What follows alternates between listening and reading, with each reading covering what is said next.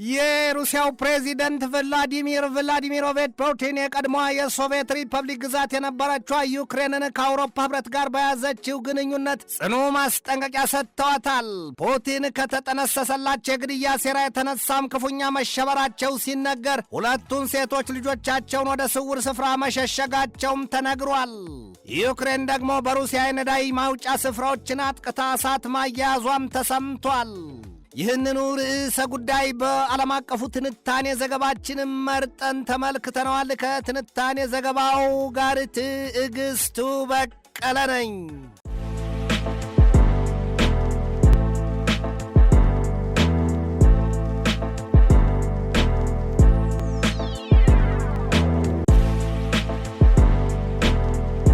መንግስት 30% ድርሻ ያለበት ዘመናዊ ግራውንድ ፕላስ 4 የገበያ ማዕከል ላይ የንግድ ሱቅ ባለቤት የምትሆኑበትን ወርቃማ ዕድል ገበያው በደራበት በመርካቶ ተክለ ሃይማኖት አቅርበንልዎታል። 100% መክፈል ለምትፈልጉ 10 ደንበኞቻችን ብቻ የማይደገም 15% እውነተኛ ቅናሽም እናደርጋለን። ከኛ ሱቅ ሲገዙ ለተጨማሪ ጋራ መገልገያ የማይከፍሉ ሲሆን ማለትም በኔት ኤሪያ ብቻ እናስተናግደዎታለን። ከ22 ካሬ ጀምሮ በፈለጉት የካሬ አማራጭ ከ1.3 ሚሊዮን ብር ቅድመ ክፍያ ጀምሮ ከ3.7 ሚሊዮን ብር ጠቅላላ ክፍያ ጀምሮ በአንድ ዓመት የሚረከቡት የንግድ ሱቅ ባለቤት ይሁኑ።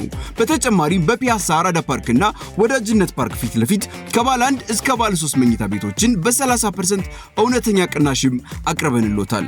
ምን ይጠብቃሉ? አሁኑኑ ፈጥነው ይደውሉልን። 0931 07 3818 ወይንም ደግሞ 0993 70 5097 ይደውሉልን።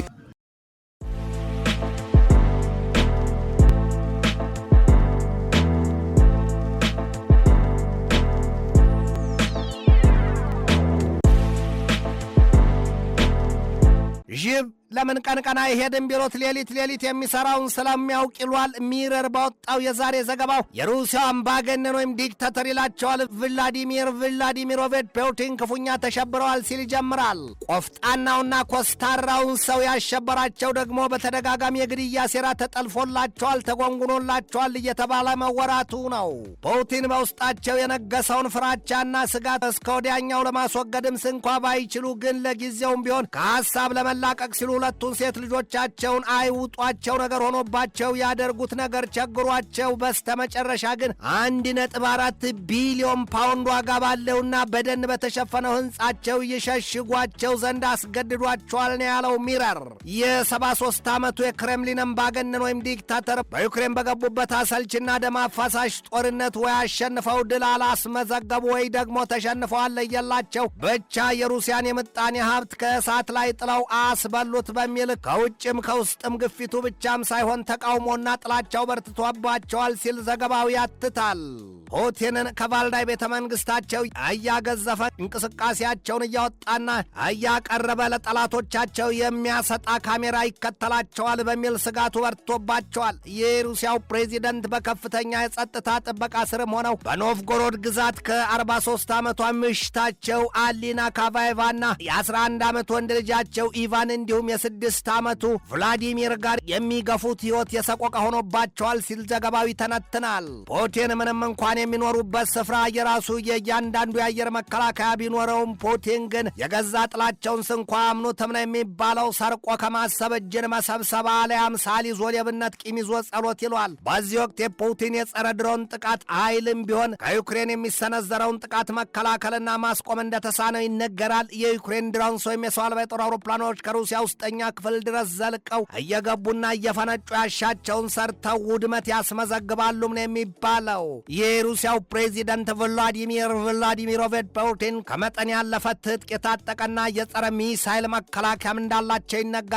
ይሁንና ፑቲንን በሀፍረሽ ሽምቅቅ ኩርትም ያደረገ ክስተትም አጋጥሟል። ያውም በቅርቡ ዩክሬን በፈጸመችው የድሮን ወይም የሰው አልባ የጦር አውሮፕላን ጥቃት የፑቲንን መኖሪያ ቤት መምታቷ በፑቲን አንድ ሜት ይደርሳል የተባለ ዛፍ በቁጥቋ ቋጦውን ሁለትም የአህያ ባል ከጅባ አስጥለን ሆኖባቸዋል ይሏቸዋል። የዩክሬኑ ፕሬዚደንት ቮሎዲሚር ዘለንስኪም ለፑቲን በጻፉላቸው ደብዳቤ ዩክሬንን አታሸንፍም መናቀርታል ነው ያሏቸው። ፑቲንን ሽብር ሽፍት የሚያደርጋቸውና የሐሳብ ማዕበል የሆነባቸው ነገር ደግሞ በእስራኤል የተራቀቀ ጥበብ በዚያ ድምፅና ትንፋሽን አነፍንፎ የሚያስሰው በሚመስለው ስሌት የኢራኑ መንፈሳዊ መሪ አያቶላ አሊ ሰይድ ካሜኔ የተገደሉበት ሂደት ነው። የትም ቢገቡና ቢሰወሩ መከላከያ የተባለ ቢያቆሙ ቢሰግጡ ሊያስጥላቸው እንደማይችል ከገዛ ልባቸው ጭንቀቱ እየገነፈለ ወዮልህ ይላቸዋል። እኛም ፑቲን ተጨንቀዋል ሲል የሚረር ዘገባ እየነቀሰ ያሳይባቸዋል። በዚህ ወቅት ፑቲን የዩክሬን የረዥም ርቀት ድሮንስ ወይም የሰው አልባ የጦር አውሮፕላኖች በሀገራቸው ላይ የሚያደርሱትን ጥቃት ለመከላከል እንዳልቻሉና በሀገር ቤትም ያለውን አስተዳደር መስመር ያለማስያዛቸው ሌላ ችግር እንደወለደባቸው የሚያሳዩባቸው ብዙዎች ናቸው። የራሷ አሮባት የሰው ታማስ ስላለች ይሏል። በዚያ ሁሉ አደጋ መከበባቸው የሚወራባቸው ሰው ቭላዲሚሮቪች